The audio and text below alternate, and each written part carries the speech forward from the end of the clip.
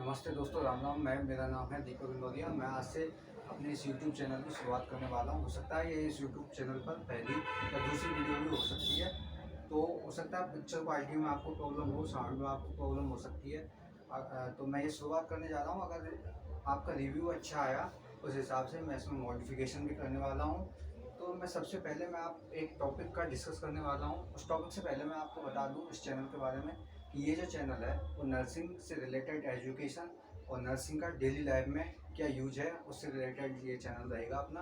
तो इस चैनल पर नर्सिंग जो भी नर्सिंग स्टूडेंट हैं, नर्सिंग से जुड़े लोग हैं, उनके लिए भी कंटेंट रहेगा, उनको अच्छे से समझाया जाएगा। इसके अलावा जो नॉन नर्सिंग वाले लोग हैं, जितने भी मतलब जो भी लोग हैं, जो इंसान हैं उनसे रिलेटेड भी इस पर जो चैनल पर है उससे रिलेटेड भी बातों पर चर्चा की जाएगी।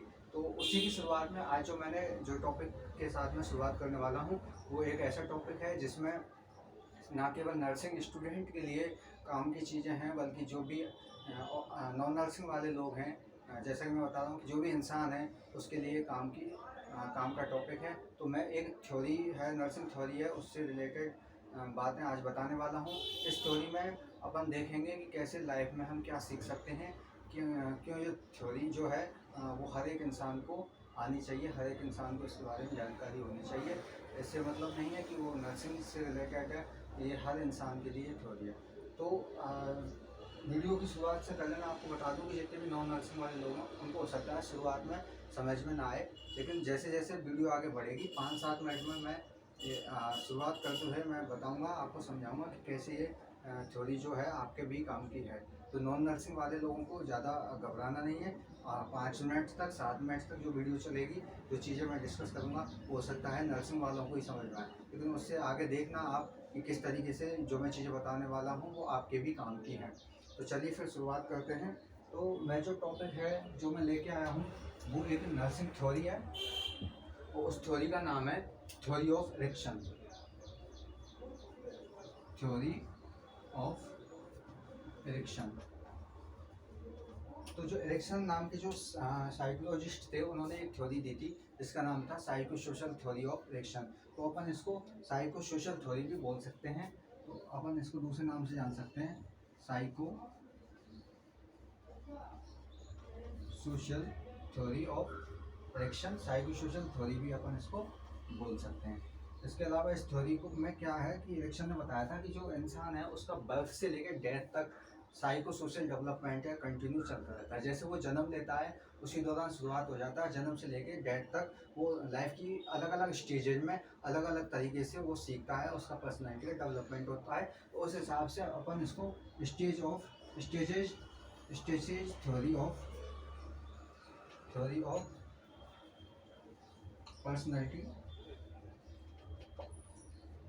पर्सनैलिटी डेवलपमेंट भी इसको बोल सकते हैं। तो अपन इसको 3 नाम से बोल सकते हैं, Erikson theory, theory of Erikson related to personality development, या फिर psycho social theory of Erikson. 3 नाम से अपन इसको बोल सकते हैं। तो इस थ्योरी में जो इरेक्शन है, इरेक्शन ने बताया था कि कैसे इंसान बर्थ से लेकर डेथ तक अपनी पूरे जीवन काल में किस तरीके से सीखता है, क्या सीखना चाहिए क्या नहीं सीखना चाहिए। तो इस थ्योरी में उन्होंने बताए थे 2 aspects, positive aspect and negative aspect. Positive aspect के बारे में हर इंसान को सीखना चाहिए, क्या नहीं सीखना चाहिए मैं वो भी बताऊंगा। तो फिर देखते हैं। तो इस थ्योरी में क्या थे, कुछ थे पॉजिटिव एस्पेक्ट्स और कुछ थे नेगेटिव एस्पेक्ट्स। तो मैं एक साइड में पॉजिटिव एस्पेक्ट लिखने वाला हूँ, दूसरी साइड में नेगेटिव जो नेगेटिव इसके एस्पेक्ट्स थे मैं उनके बारे में डिस्कस करूँगा। तो इसको जो इरेक्शन ने 8 स्टेज में इसको डिवाइड किया था। उसके अलग अलग एज ग्रुप के हिसाब से उनके अलग अलग तरीके से स्टेज के नाम है। तो मैं पहले सबको एक साथ लिख देता हूँ, उसके बाद मैं डिस्कस करने वाला हूँ। तो जितने भी नॉन नर्सिंग वाले लोग हैं वो यहाँ तक कुछ समझ में नहीं आया होगा शायद उनको, लेकिन आगे बने रहिए, आगे आपके काम की चीज़ें है वो नर्सिंग वालों को तो बताइए। तो सबसे पहले इरेक्शन ने जो पहली स्टेज थी वो उसका नाम दिया था ट्रस्ट वर्सेज नॉन ट्रस्ट। और ये जो स्टेज थी वो जब बच्चा बर्थ लेता है तो बर्थ से लेके यानी कि 0 से लेकर के और ये 18 मंथ तक ये स्टेज रहती है। इसके बाद स्टेज सेकंड है स्टेज सेकंड को अपन बोल देते हैं ऑटोनॉमी, ऑटोनॉमी वर्सेज सिंपल।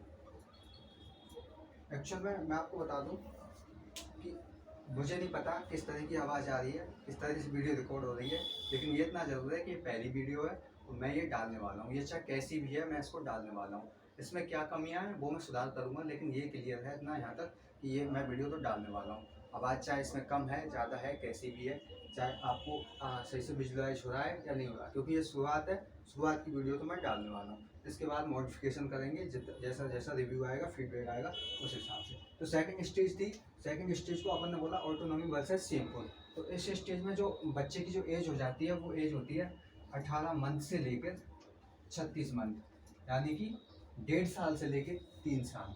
इसके बाद जो तीसरी स्टेज थी, तीसरी स्टेज में इन्होंने बताया कि उस स्टेज को अपन इनिशिएशन वर्सेज गिल्ट बोलते हैं, इनिशिएशन वर्सेज गिल्ट। और इस स्टेज का जो एज था, जो स्टेज का एज क्राइटेरिया उन्होंने रखा था, उसको रखा था 3 से लेकर 6 ईयर्स। अपन इसको प्री स्कूलर एज भी बोलते हैं, प्री स्कूलर एज। इसको अपन बोलते हैं टोडलर, और इसको अपन बोलते हैं इन्फेंसी बोलते हैं। जो चौथी स्टेज थी, चौथी स्टेज का नाम रखा था इन्होंने इंडस्ट्री वर्सेज इंफीरियरिटी। और इस स्टेज में इनको स्कूलर स्टेज नाम दिया था। और उस स्कूलर स्टेज के लिए इन्होंने जो एज रखी थी वो रखी थी 6 to 12 years.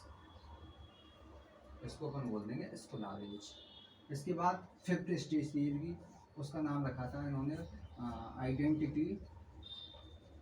Identity versus role confusion.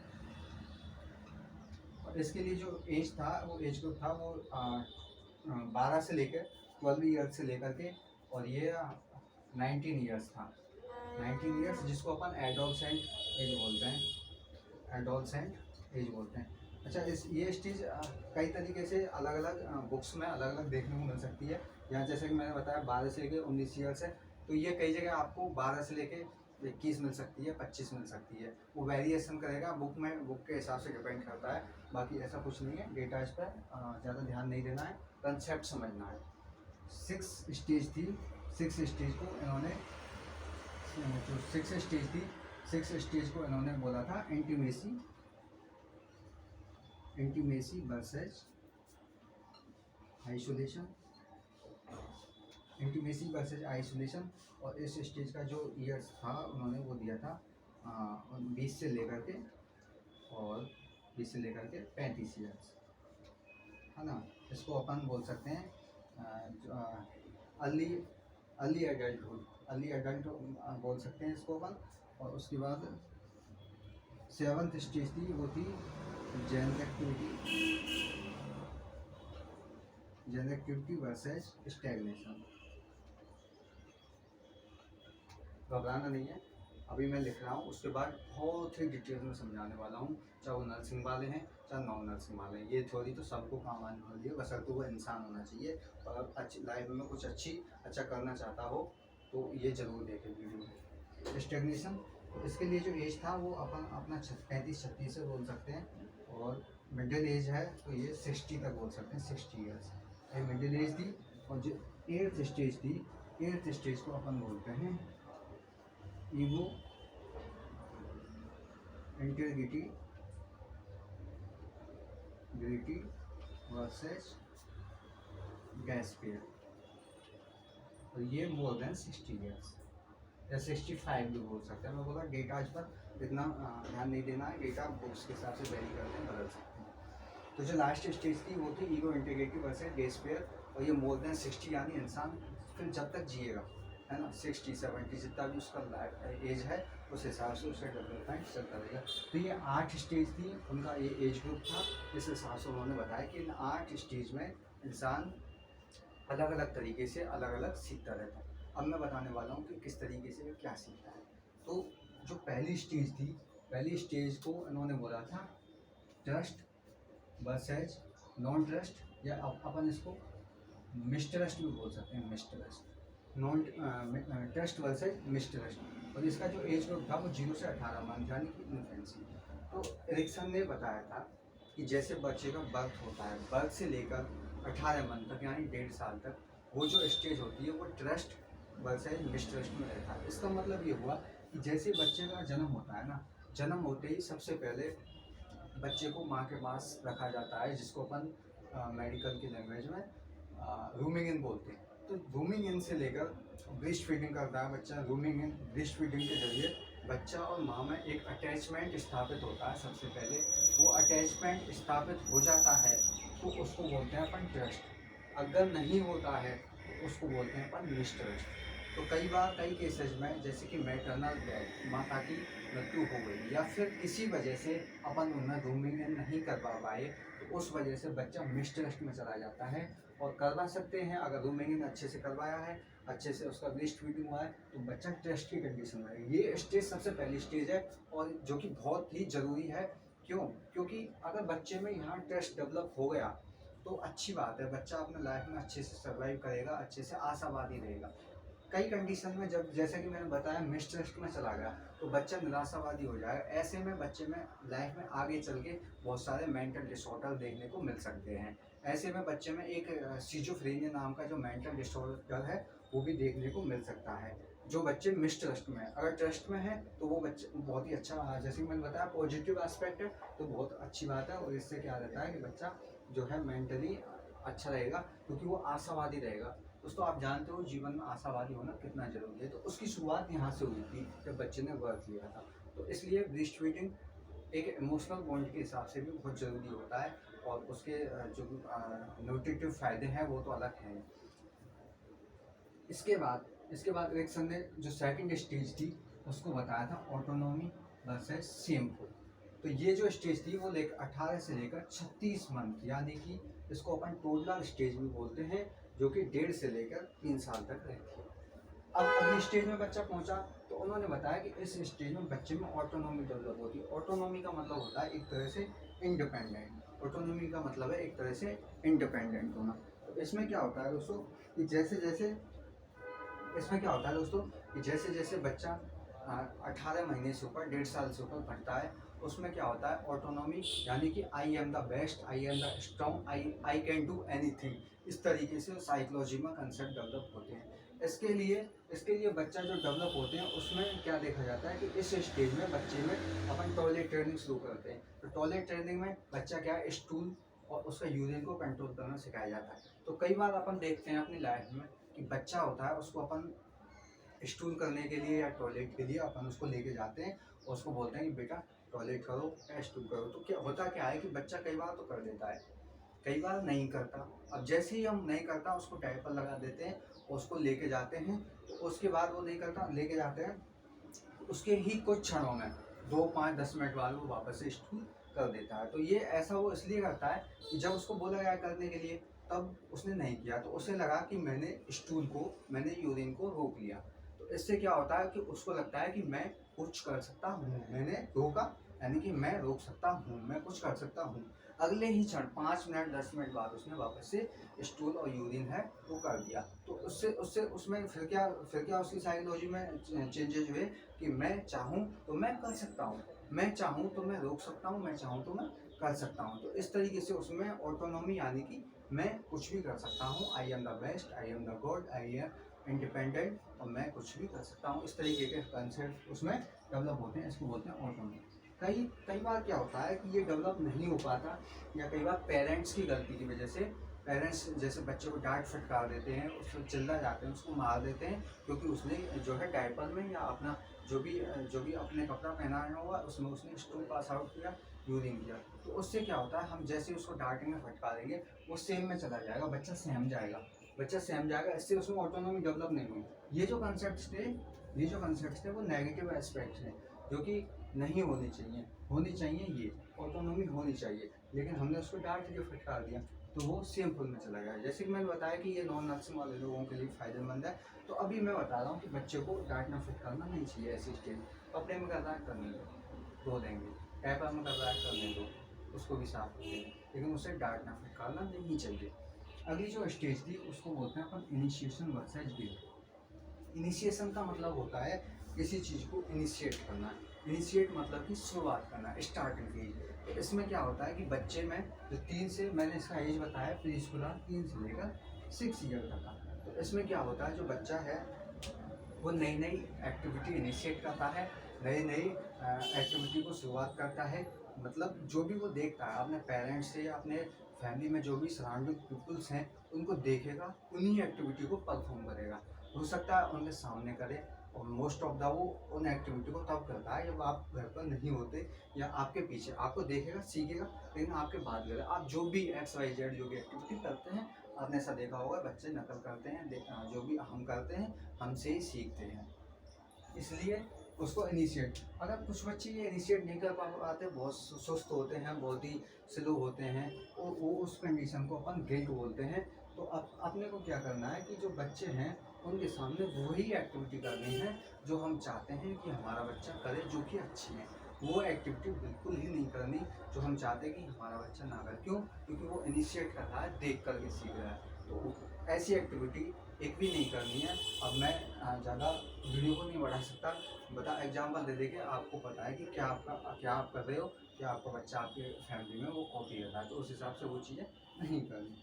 उसके अलावा जो अगली जो स्टेज थी वो थी इंडस्ट्री वर्सेज इन्फीरियरिटी, जिसकी एज थी 6 से लेकर 12 ईयर्स, और ये स्कूलर स्टेज थी। तो इसमें क्या होता है, इंडस्ट्री जैसे ही बच्चा क्या होता है 6 ईयर्स का हो गया, वो स्कूल जाने लगा, उसके दोस्त बनने लगे। तो दोस्त जो बने थे, जो पीयर्स थे दोस्त से, उनके साथ वो एक्टिविटी में पार्टिसिपेट करता है, उनके साथ वो कंपटीशन करता है, कॉम्पीट करता है। तो इस स्टेज को अपन बोल रहे हैं इंडस्ट्री। अगर कई केसेस में वो अपने जो भी पीयर्स हैं, जो भी दोस्त हैं, उनके साथ है ना कॉम्पीट नहीं करवा पाता, अच्छे दोस्त नहीं बना पाता, उनके साथ एक्टिविटी में पार्टिसिपेट नहीं कर पाता, तो इस स्टेज को अपन बोलते हैं इन्फीरियरिटी। आपने देखा होगा कुछ जो बच्चे होते हैं वो काफ़ी लो फील करते हैं, ना उनके ज़्यादा दोस्त होते हैं, ना एक्टिविटी में पार्टिसिपेट करते हैं। इस तरीके से वो इन्फीरियरिटी के शिकार हो जाते हैं, इसको इन्फीरियरिटी बोलते हैं। अगली जो स्टेज है उसको बोलते हैं अपन आइडेंटिटी वर्सेस रोल कन्फ्यूजन। और इसकी जो एज ग्रुप है वो 12 से लेकर 19 ईयर्स एज ग्रुप होता है। आइडेंटिटी वर्सेस रोल कन्फ्यूजन का मतलब है आइडेंटिटी यानी खुद की पहचान करना, खुद को समझना कि who am I and what is the purpose of my life. इस तरीके से खुद को जानना, खुद को पहचानना। तो ज़्यादातर 12 एज के बाद, 12-14 की एज में अपन 10वीं क्लास के आसपास होते हैं, तो तब तक हम डिसाइड कर लेते हैं कि अपने को लाइफ में करना क्या है।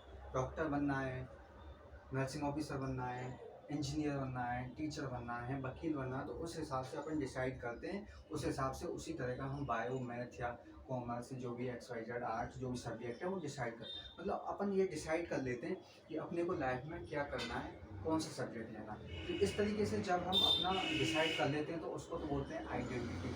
कुछ बच्चे अपनी आइडेंटिटी नहीं कर पाते, तो उस कंडीशन को अपन बोलते हैं रोल कन्फ्यूजन।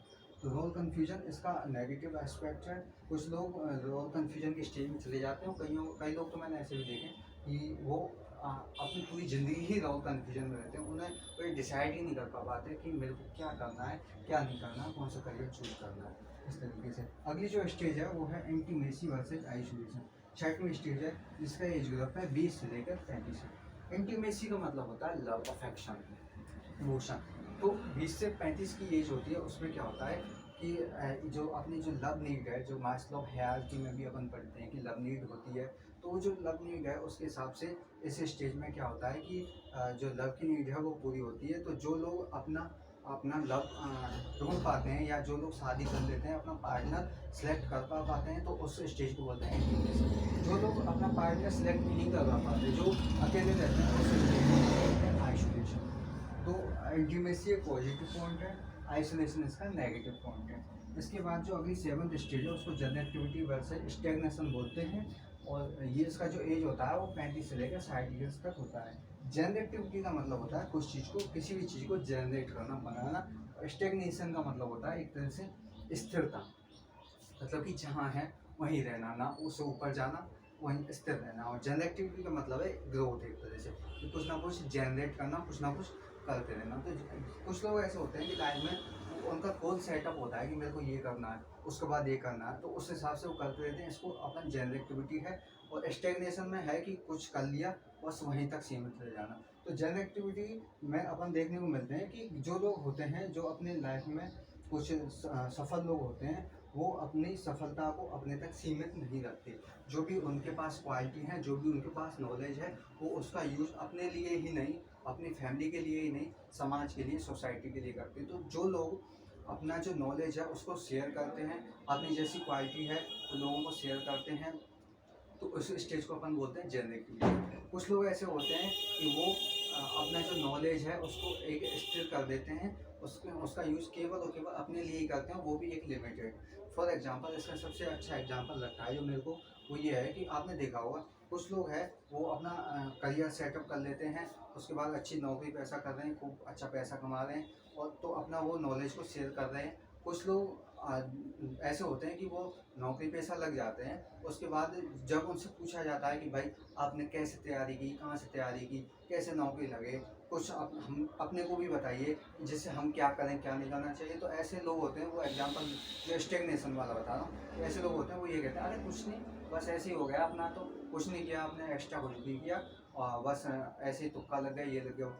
एक्चुअल में ऐसा नहीं है, सफलता किसी को तो कैसे नहीं मिलती। वो लोग झूठ बोल रहे हैं, क्यों? क्योंकि वो नहीं चाहते कि तुम उनकी तरह बनो। तो ऐसे लोगों को मैं स्टेगनेशन में रखना पसंद करूँगा, स्टेगनेशन में आते हैं। लेकिन कुछ लोग ऐसे होते हैं कि वो बताते हैं, बहुत डिटेल में बताते हैं कि तुम्हें क्या करना है, क्या नहीं करना है। तुम पूछोगे तो भी बताएंगे। कुछ ऐसे होते हैं कि नहीं पूछने पर भी अपना जो नॉलेज है, जो ज्ञान है, वो कहीं ना किसी जरिए से सोसाइटी के लिए अपना ज्ञान देते रहते हैं, और अपना जो अपने जैसे लोगों को, अपनी जैसी क्वालिटी वाले लोगों को बनाते रहते हैं। इसको जनरल एक्टिविटी बोलते हैं।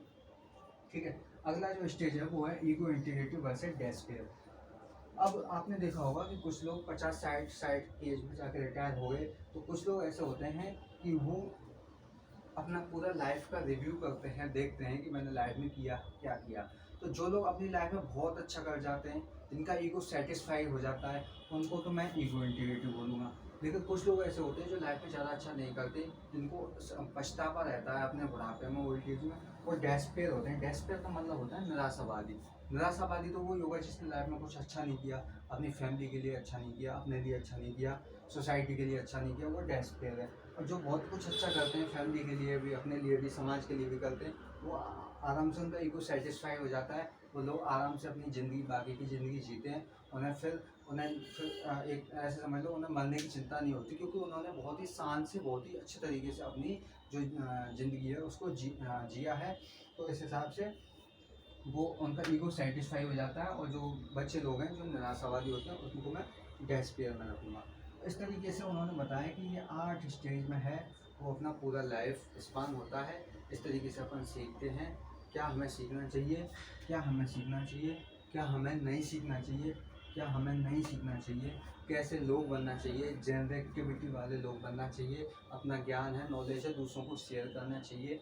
ऐसा कभी नहीं करना चाहिए कि नहीं मैं तो कुछ हो गया, अब मैं नहीं बताऊंगा सामने वाले को। वो डेस्पेयर में होते हैं, स्टैग्नेशन में होते हैं, नेगेटिविटी होती है। डेस्पेयर में अपने को नहीं जाना, अपने को अपनी जितनी हो सकता है कि ये स्टेज अपनी निकल गई हो, लेकिन इसका मतलब ये नहीं है कि निकल गई। हमारी न्यू जनरेशन आएगी, उसमें अपने को ध्यान रखना है। कुछ स्टेज ऐसी हैं जो हो सकता है हमारी लाइफ में अभी आने वाली हैं, चल रही हैं, तो उस हिसाब से हमें पता होना चाहिए कि हमें क्या करना है, कैसा बनना है, कैसा नहीं बनना। लास्ट स्टेज काफ़ी धमाकेदार स्टेज है, ईगो इंटीग्रिटी वर्सेस डेस्पेयर। अपने ईगो को सेटिस्फाई करने के लिए अपने को मस्त ज़िंदगी जीनी है, अच्छे से गोल सेट बनाने हैं, उनको अचीव करना है, और अपना अपने लिए, फैमिली के लिए, साथ साथ सोसाइटी के लिए भी करना है। जिससे जब इंटीग्रेटिव वाली स्टेज में अपन को पहुँचा लास्ट में, तो अपने को ये नहीं लगना चाहिए या कुछ नहीं किया, ये कमी रह गई, वो कमी रह गई। मतलब कि डेस्पेयर में नहीं जाना, निराशावादी नहीं होना, शान से ज़िंदगी जीनी है। तो आज की थ्योरी यही थी। मैंने इस थ्योरी को इसलिए सेलेक्ट किया क्योंकि ये सभी के लिए, एक हर इंसान के लिए इसके बारे में नॉलेज होना ज़रूरी है। इसी तरह से मैं बहुत ही अच्छे अच्छे टॉपिक्स जो कि नर्सिंग स्टूडेंट के लिए भी होंगे, चाहे वो कॉम्पिटिटिव है या एकेडमिक में है, इसके अलावा जितने भी लोग हैं नॉन नर्सिंग वाले, जो भी हेल्थ कॉन्शियस हैं, जो लोग चाहते हैं हेल्दी रहना, उन सब के लिए इस चैनल का कंटेंट आने वाला है। और ये शुरुआत है, आगे देखिए क्या हो गया होता है। तो मैं आपको यकीन दिला दूं कि आपको वीडियो देखने के बाद, सिर्फ यही नहीं कि जितनी भी वीडियोस पर आने वाली हैं, आपको वीडियो देखने के बाद यह नहीं लगेगा कि टाइम वेस्ट हुआ। कुछ ना कुछ नया सीखेंगे, नया सिखाने वाला हूँ, सबका हेल्थ का प्रमोशन कराने वाला हूँ। और जो भी नर्सिंग स्टूडेंट हैं, जो भी हैं, उनके लिए तो ये है ही, उन्हें तो ये पढ़ना ही पढ़ना है। ठीक है,